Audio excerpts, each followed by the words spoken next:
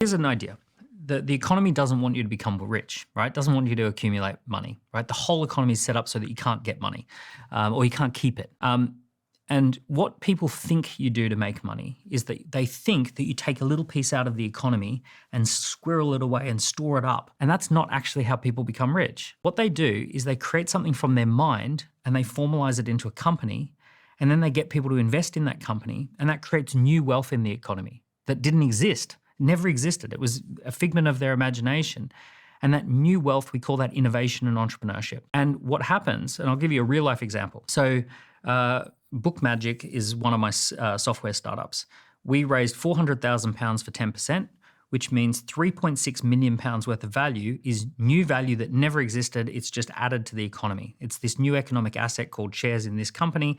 10% of the shares were 400,000. 3.6 million is the other 90% that doesn't actually exist. It was just a figment of the imagination.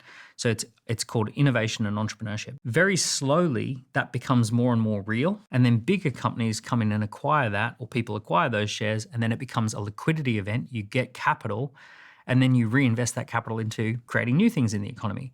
So the way rich people become rich is not by squirreling little bits out of the existing economy.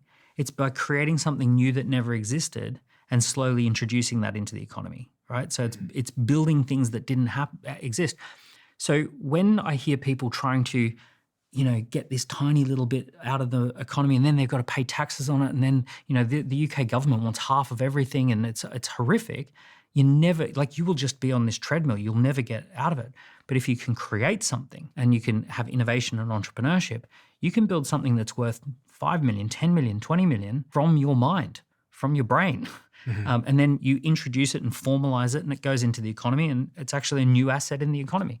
And what is the horror that we need to warn people about if they decide to do what you just said?